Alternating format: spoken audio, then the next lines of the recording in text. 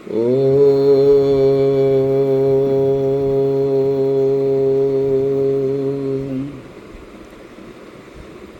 ब्रह्माणं विदधाति पूर्वं यो वै वेदांश्च प्रहिणोति तस्मै तमहदेवमात्मबुद्धिप्रकाशं मुमुक्षुर्वै शरणम् अहं प्रपद्ये।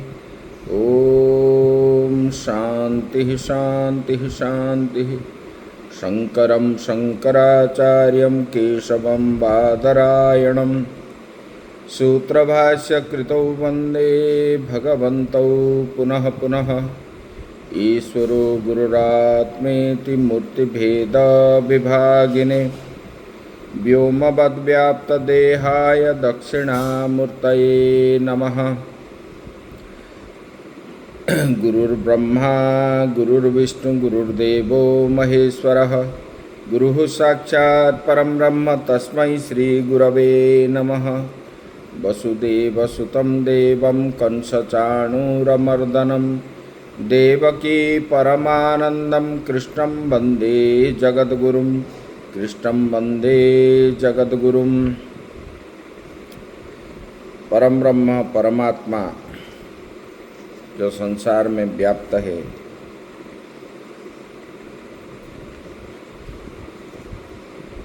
भगवान श्री कृष्ण के श्री चरणों में सत सत नमन है।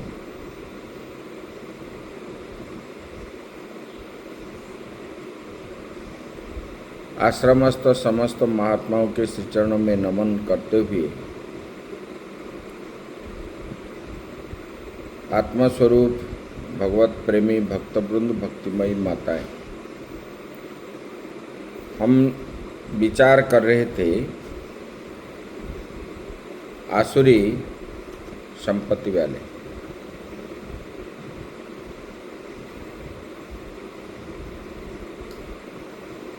बोले कि भिन्न चित्तवृत्ति को नाना प्रकार कारण से वो विभ्रांत करते हैं।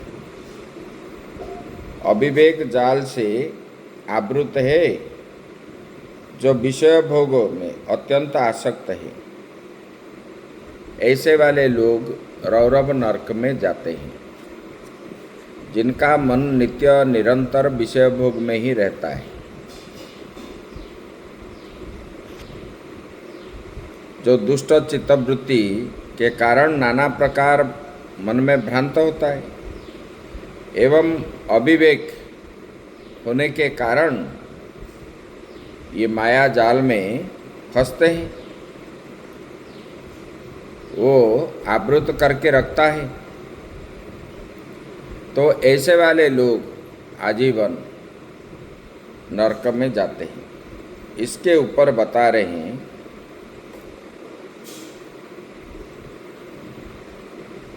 बोले कि ऐसे आसुरी वृत्ति वाले लोग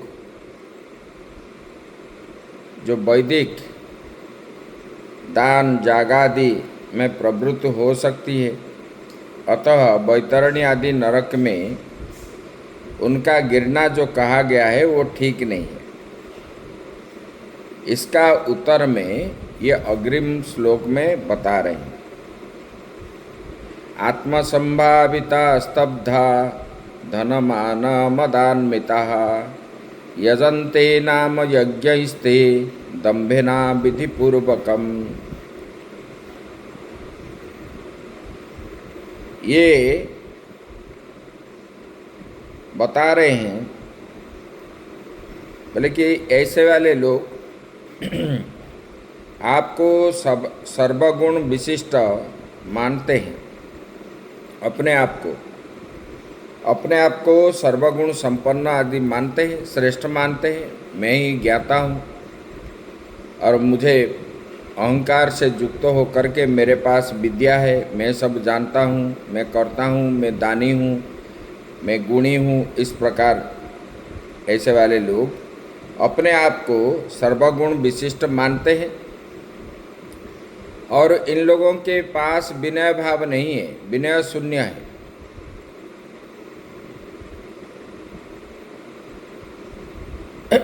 और धन के कारण होने वाले मान है, मेरे पास इतना धन है, मैं इतना दान करता हूँ, ऐसा मानते हैं। और मद से युक्त होके, गर्व से युक्त होते हैं ये। ऐसे लोग नाम मात्र के यज्ञ द्वारा यजन करते हैं। ये लोग जब यजन करते हैं दिखाने के लिए ही करते हैं, ना उसमें वैदिक रीति से होता है, मंत्र भूल पाठ होता है, खाना पीना दिखावा के लिए ये करते हैं। बोले कि वो भी दंभ पूर्वक और बिना विधि विधान के है, ये बता रहे हैं। दंभेना विधि पूर्वकम, दंभेना अविधि पूर्वकम। दंभ से मतलब गर्व से, मैं ही करने वाला हूँ, अपने को भुक्ता भोग्य आदि मानते हैं। और ये अविधि पूर्वक यज्ञ करते हैं, ऐसे वाले तो नरक में जाएंगे। यज्ञ में ऐसे होता है, वो यज्ञ हम जिस कुंड में करते हैं उसका भी नाप होता है, और उसमें उसका उच्चता, चौड़, प्रस्थाई, लंबा, ये सब उनके नाप से होता है। और कुंड भी जो है ठीक जगह पर रहना चाहिए। किस मतलब किस दिशा को बढ़ना नहीं चाहिए। और जो करता है वो कर्ता के हाथ में ही उसका नाप होना चाहिए। ये तो गया उसी का। यज्ञ करने वाले जो पंडित है वो भी पहले संस्कार आदि करना है, शाला का यज्ञ जहाँ पर होगा यज्ञशाला का संस्कार करना चाहिए, कुंड का भी संस्कार करना चाहिए, विधि पूर्वक पूजन होना चाहिए। ऐसे अगर नहीं करते तो ये लोग क्या करते हैं, अविधि पूर्वक करते हैं। मतलब ये सब अविधि है, दिखाने के लिए हम ऐसा कर दिया है, इसमें कुछ भी फल नहीं मिलता, फल उनको प्राप्त नहीं होता है। और उनको ऐसे वाले लोगों को ही नरक के लिए बताया गया है। जो अपने को ज्ञानी मानते हैं, धनी मानते हैं और विद्वान मानते हैं, ऐसे अहंकारी लोग का पतन होता है। मानते हैं लोग, ये शास्त्र में बताता है, गीता में भगवान स्पष्ट बता रहे हैं। बोले कि आत्मा स्तंभाविता स्तब्धा। बोले कि जो आसुरी स्वभाव वाले लोग स्वयं ही अपने आप को सर्वगुण विशिष्ट मानते हैं। कुछ मालूम नहीं है, लेकिन जानते हैं कि मुझे सब कुछ मालूम है, और हर जगह में आगे बढ़ करके बात बताएंगे और किसी को बोलने नहीं देंगे, इतने आवाज से बोलेंगे।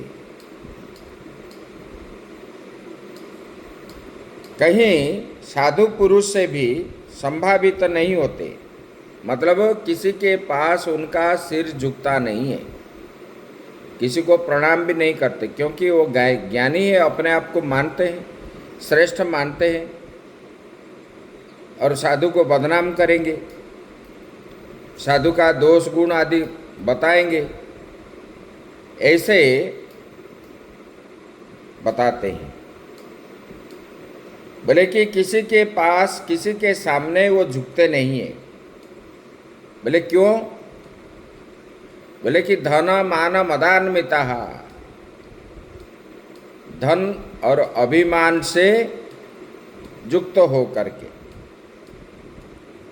युक्त होने के कारण, बोले कि मद से मतलब गर्व से घिरे रहते हैं, ऐसे लोग धर्म ध्वजीपन दिखलाने के लिए हम ऐसे कर रहे हैं, ऐसे धर्म ध्वजा उड़ा रहे हैं, हम ऐसे कर रहे हैं, ऐसे दम्भी लोग इस प्रकार करते हैं। बोले कि विधि और इत कर्तव्यता से शून्य अविधि पूर्वकम बताया गया।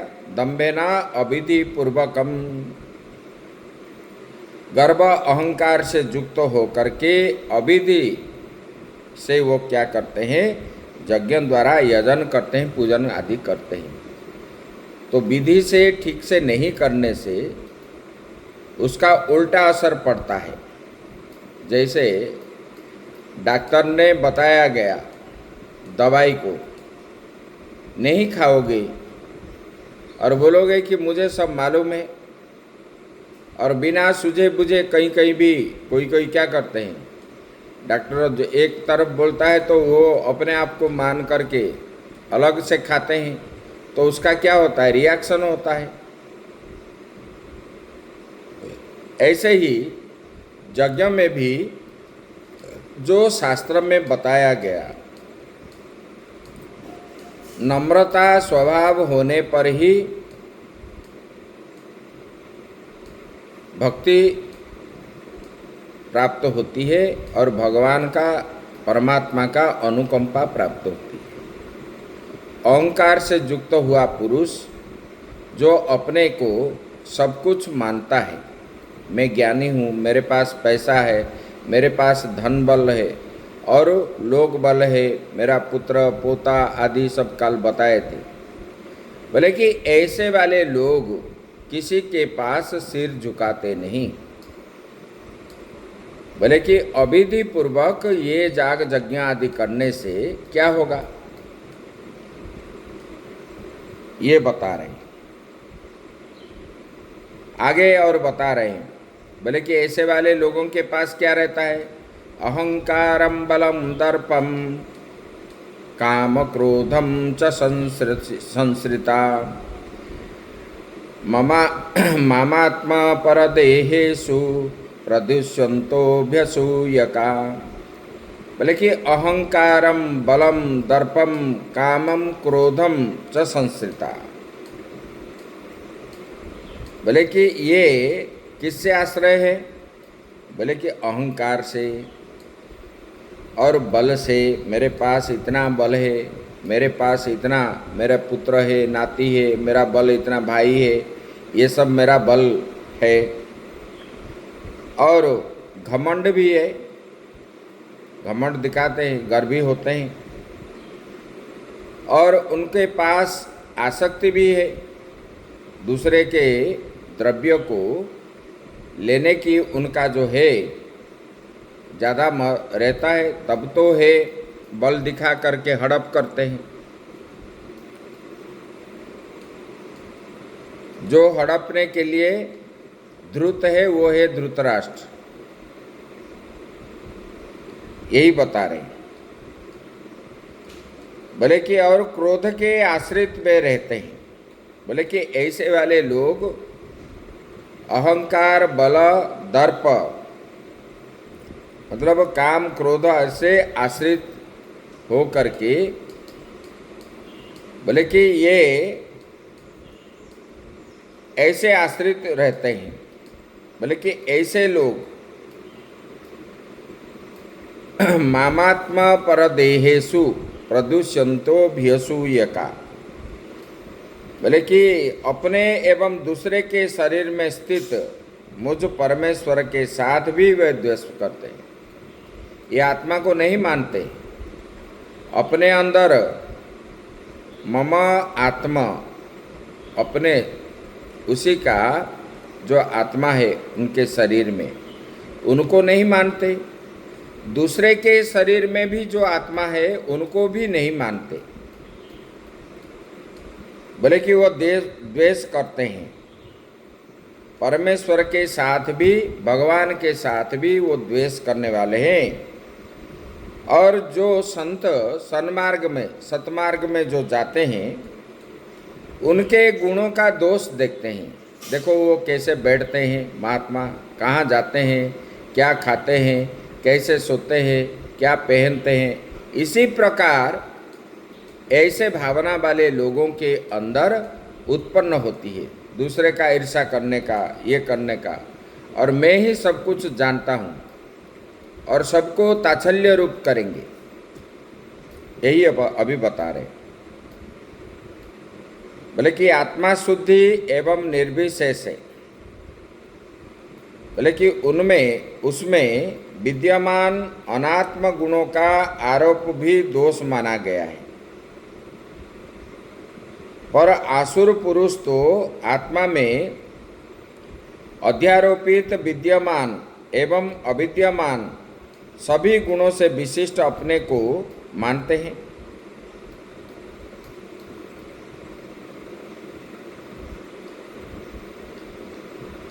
भले कि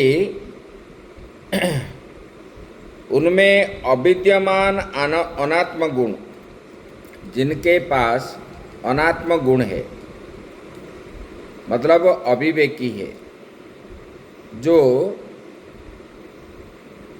अविद्या से ग्रसित है, उसी को दोष माना गया है। मतलब राग द्वेष काम क्रोध लोभ आदि में जो युक्त है उनको दोष माना गया है। लेकिन आसुर स्वभाव वाले लोग इसको दोष नहीं मानते। आत्मा में अध्यारोपित विद्यमान एवं अविद्यमान सभी गुणों से विशिष्ट अपने को मानते हैं। अरे ईश्वर कौन है? ईश्वर क्या हमको खिलाता है, पिलाता है, बड़ा करता है? ऐसे आसुर स्वभाव वाले लोग बोलते हैं। जिसके प्रवृत्ति आसुरी है, हम काम नहीं करेंगे तो क्या भगवान आके कर देंगे? हमारे पास घर में राशन नहीं है तो क्या भगवान डाल देंगे? ऐसे मतलब आरोपित करने वाले, और ये क्या करते हैं, अपने को ही सभी गुणों से विशिष्ट मानते हैं।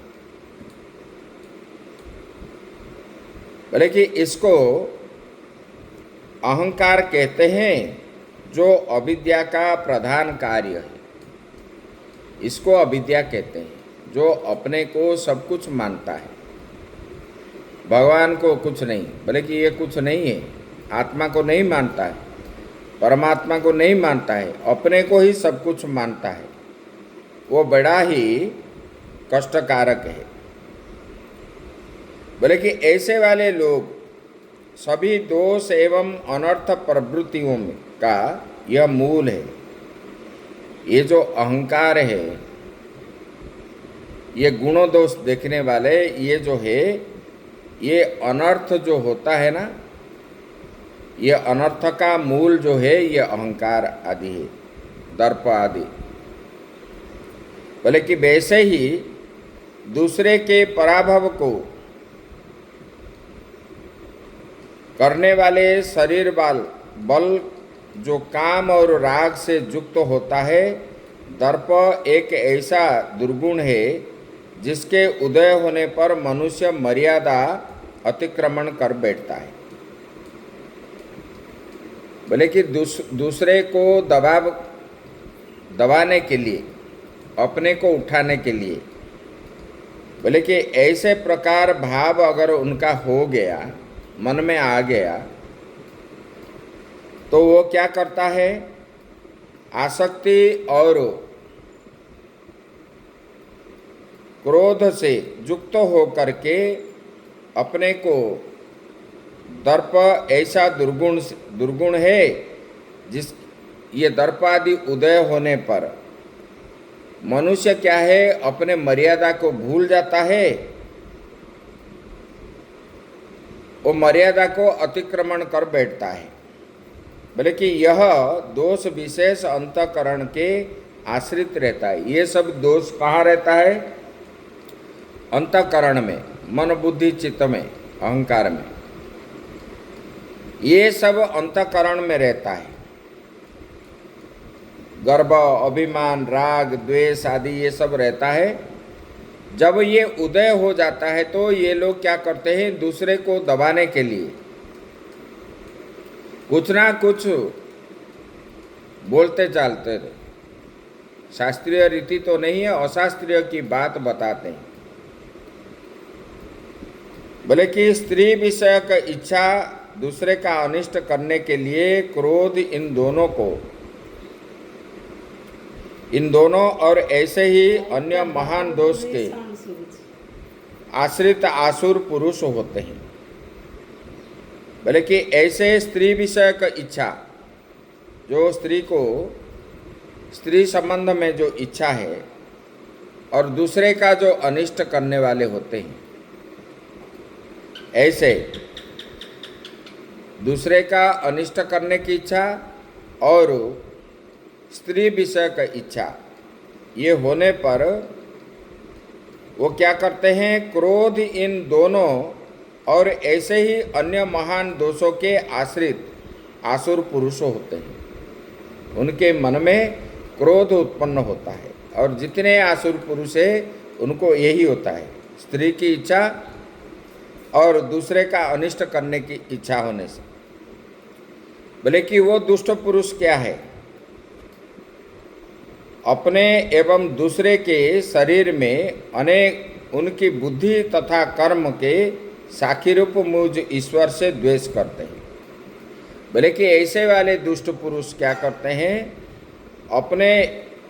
अपने के अंदर जो आत्मा है उनको भी नहीं मानते और दूसरे के अंदर जो आत्मा है यही ईश्वर का ही जो साक्षी रूप में बैठा है, जो देखता है, उसको तो जानते नहीं, वो ईश्वर से भी द्वेष करते हैं। दूसरे व्यक्ति को द्वेष करना मतलब ईश्वर से द्वेष करना है। श्रुति स्मृति मेरा शासन है,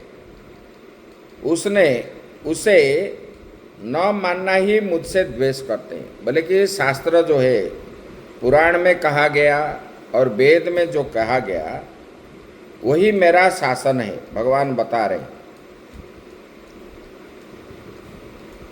बोले कि श्रुति स्मृति मेरा शासन है और ये पुराण की बात, वेद की बात नहीं मानते, शास्त्रीय बात नहीं मानते।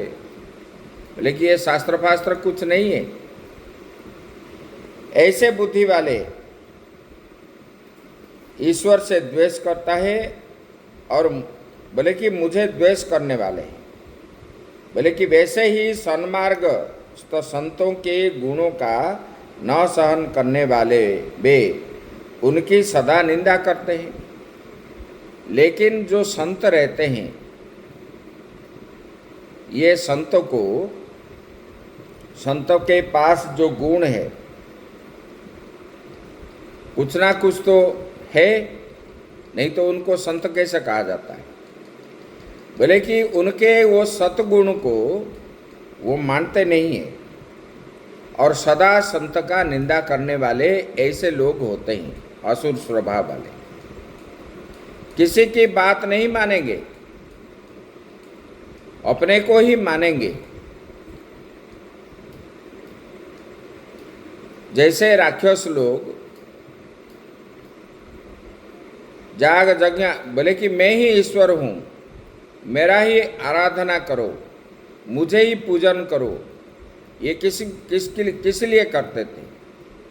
बोले कि ये राग द्वेष दर्प अहंकार आदि से युक्त हो करके ये अपने को ही भगवान मानने वाले हैं। भगवान कुछ नहीं है। राक्षस लोग क्या बोलते हैं, बोले कि अरे हमको तो छुप करके विष्णु कहाँ चला गया, विष्णु वैकुंठ से, ऐसे बोलने वाले होते हैं। शिव जी तो मुझे डरते हैं, मैंने ऐसे कर दिया वैसा कर दिया, इस प्रकार मतलब भगवान को भी नहीं डरते। और ऐसे वाले लोग अपना ही अनिष्ट करते हैं, दूसरे का नहीं है, और नरक में बाद में जाते हैं। बोले कि इनका प्रतिक्षण जो है चिंतन रहता है दूसरे का अनिष्ट करना, सब लोगों का अनिष्ट करना। और संतों को देखने पर उनके मन में अलग अलग भाव भी होता है और उनको उनके गंतव्य रास्ता पर ये लोग जो है कांटा डालते हैं संतों के प्रति। यही बता रहे हैं भगवान। आगे फिर बताते हैं, तान्यहम द्विशतः क्रूरान् संसारेषु नराधमान् क्षिपाम्यजस्रमशुभान् आसुरीष्वेव योनिषु।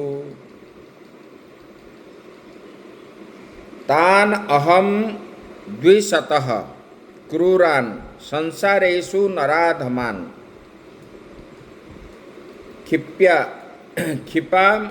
क्षिपामि अजस्रम अशुभान् आसुरीषु एव योनिषु। बोले कि भगवान बता रहे हैं, बोले कि उन द्वेष क्रूर संसार में नीच एवं अशुभ कर्म करने वाले को मैं सदा आसुरी जोनियों में ही पटकता रहता हूँ। बोले कि ऐसे वाले लोगों को भगवान बता रहे हैं, बोले कि मैं हर समय इनको पाप शरीर में ही जन्म लेना पड़ता है, आसुरी जोनि में। बोले कि वे सन्मार्ग के विरोधी होते हैं। ऐसे वाले आसुरी स्वभाव वाले जो सतमार्ग है, जो वेद में कहा गया, पुराण में कहा गया, वो बात को नहीं मानते, अपने को ही मानते, पुराण कुछ भी नहीं है।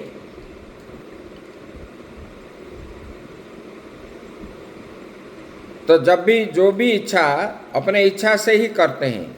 बोले कि ऐसे वाले लोगों को भगवान बता रहे हैं कि मैं कभी भी किसी भी प्रकार उनको जो है आसुरी जोनि में ही उनका फिर जन्म होता है। बोले कि सन्मार्ग के विरोधी होते हैं, जो सन्मार्ग में जाता है उसका विरोधी होते हैं। इसलिए साधु पुरुष में एवं मुझ में भी ये द्वेष करते हैं। सतमार्ग को विरोध करने के कारण साधु के पास साधु क्या बोलेगा, अरे भाई चोरी मत करो, सच बोलो, पिता माता की सेवा करो। तब ये लोग क्या बोलेंगे, अरे पिता माता कौन है, भगवान कौन है, साधु कौन है। इसलिए ये लोग विरोध करते हैं, द्वेष करते हैं। अपने आप को श्रेष्ठ मानने वाले लोग इसी प्रकार होते हैं। ऐसे वाले लोग क्या है, बोले कि वो तो द्वेष करते हैं संतों को और मुझको, भगवान को। बोले कि ऐसे वाले लोग क्रूर होते हैं, नरक शरण मार्ग रूप संसार में अधर्म दोषयुक्त होने के कारण नीच कहे जाते हैं। बोले कि ऐसे नरक संसरण मार्ग रूप संसार जो है, नरक रूपी जो संसार है, ये अधर्म दोष से युक्त हो करके इसको नीच कहे जाते हैं। और सदा ये लोग क्या करते हैं, अशुभ कर्म करते हैं, कभी शुभ कर्म नहीं करते, किसी का भलाई नहीं करते हैं, ये गलत ही सोचते हैं। और ऐसे को मैं क्रूर कर्म वाले व्याघ्र सिंहादि जोनियों में सदा फेंकता रहता हूँ। ऐसे वाले लोग कहाँ होते हैं, बोले कि व्याघ्र सिंह आदि जोनि में, ये बार बार पशु जोनि में जन्म लेते हैं। ऐसा कहने पर भी मुझ में निष्ठुरता का प्रसंग नहीं आता, क्योंकि अशुभ कर्मों का फल भुगता कर मैं उन पवित्र करना चाहता हूँ। लोग बोलेंगे, भगवान यहाँ पर बता रहे हैं, बोले कि भगवान बता रहे हैं, कृपा मेजस्र अशुभान आसुरी येनो जोनिषु। भगवान जो असुरी जोनि देते हैं, तो कोई भी भगवान को निंदा करेगा, अरे इनको आसुरी जोनि क्यों देते हैं भगवान। भगवान बोले कि आसुरी जोनी, बोले कि अशुभ कर्म करने के कारण, जैसे कि हम लोग भोजन करते हैं तो हमारा भूख मिटता है और हमारे शरीर को बल प्राप्त होता है और मन प्रसन्न होता है। तो हम खाए तो दूसरे को ये तीन चीज प्राप्त नहीं होता है। जो कर्म हम कर रहे हैं हमको ही भोगना पड़ता है। जैसे खाने पर हमको आत्मा में तुष्टि हुई और हमको बल आदि मिला और मन में प्रसन्नता हुई, इसी प्रकार दूसरे को नहीं होगा। दूसरे भोजन करने के बाद ही उनको होता है। हम खाए तो हमको होता है, वो खाएगा तो उसको होता है। ऐसे हम भी जो कर्म कर रहे हैं ये दूसरे को भोगना नहीं पड़ता है, अपने को ही भोगना पड़ता है। ये लोग नहीं जानते। बोले कि ये अशुभ कर्म जो करते हैं उसका फल जो है, फल स्वरूप उनको उसी में देता हूँ कि, लेकिन मैं चाहता हूँ ये फल भोगने के बाद फिर पवित्र करना उनको मैं चाहता हूँ, लेकिन वो पवित्र होने के लिए चाहते नहीं। भगवान ने 84 लाख प्रकार के जोनि अतिक्रमण करके मनुष्य जोनि प्राप्त होता है। दुर्लभो मानुषो देहो देही नाम क्षणभंगुर, भगवान ने बताया। ये मनुष्य शरीर प्राप्त होना कठिन है और ये भी क्या है, कब जाएगा किसको पता नहीं है। फिर भी ये जानने के बाद भी मनुष्य जो है उचित कर्म नहीं करता। बार बार वो जो है विषय भोग में ही लगा रहता है और दूसरे को अनिष्ट चाहता, दूसरे का अनिष्ट चाहता है ऐसे वाले लोग, क्योंकि वो पूर्व संस्कार के अनुसार ही ये होता है। और भगवान चाहते हैं इनको जो है मनुष्य शरीर प्राप्त हो करके ये फिर सुधर जाए, लेकिन सुधरता नहीं है। कहीं दारू पिएगा, कहीं चोरी करेगा, किसी को मारपीट करेगा और कहीं नशेड़ी होकर घूमेगा। ये जो है किसका निंदा करेगा, संतों का निंदा करेगा। संतों के पास जाने से बिनु सत्संग विवेक न होई, बिना सत्संग से, बिना साधु के पास न जाने पर अब हम कभी भी ये संसार सागर से पार नहीं हो पाएंगे।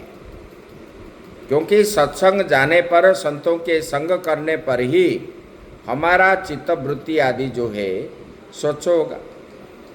जैसे कि हमारा कपड़ा गंदा है तो हम पानी और सर्फ मिला करके उसी को पानी में डालने पर, कुछ समय भिगोने पर ही वो कपड़ा साफ होता है, मैल छूटता है। इसी प्रकार अनादि काल से हमारे अंदर पाप भरा हुआ है अंतकरण में, और सत्संग के द्वारा ही, जैसे कपड़े में सर्फ पानी डालने पर ही वो साफ होता है, इसी प्रकार सत्संग जाने से, सत्संग में बैठने से और सुनने पर ही अपना अंतकरण पवित्र होता है। तब जो है अंतकरण शुद्ध होता है। जब जानोगे ये विष है तब आप उसी को खाओगे क्या? नहीं खाओगे। ऐसे जानने पर सत्संग के द्वारा सतमार्ग के रास्ता को हम जानेंगे, क्या करना चाहिए क्या नहीं करना चाहिए। अपने आप मनमानी करके जो करते हैं उनका, लोगों का लक्ष्य क्या होता है? हम पैसा कैसे कमाएं, पैसा हमारे पास रहे। शास्त्र में बताया गया जो पैसा मिलती है, पैसा के आपके पास पैसा है तो उसी को आप कुछ धर्म में लगाओ, कुछ जो है परिवार पोषण के लिए रखो, कुछ जो है भविष्य के लिए रखो। ऐसे भाग भाग बताया गया है। ये कुछ भी नहीं करते, बस खाएंगे, अपने पैसा जमा करके रखेंगे। तो इसी में बोले कि दान करने पर धन का पवित्र होता है। पवित्र मतलब शुद्धि होती है। जैसे स्नान करने के बाद शरीर शुद्धि होते हैं, ऐसे दान करने पर धन का भी शुद्धि होता है। दान नहीं करने से धन जो है अशुद्ध हो जाता है। धनात् धर्मम, धन किस लिए है? धर्म के लिए। धर्म करने पर ही हमारा मन जो है परमात्मा में लगेगा। जब तक हम धर्म नहीं करेंगे, मन में नहीं लगेगा। जैसे ये लोग जो है व्यापार करते हैं धर्म में। कहीं सत्संग करने के लिए जाओगे तो पहले लोग पूछेंगे आपको कितना रुपया चाहिए। ये व्यापार हो गया।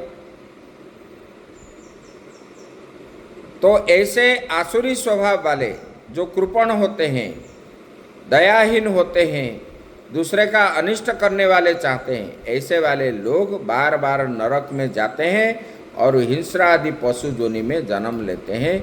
इतना ही कह करके मेरे वाणी को यहीं विराम देता हूँ। ओम पूर्णमदः पूर्णमिदं पूर्णात् पूर्णमुदच्यते पूर्णस्य पूर्णमादाय पूर्णमेवावशिष्यते। ओम शांति शांति शांति।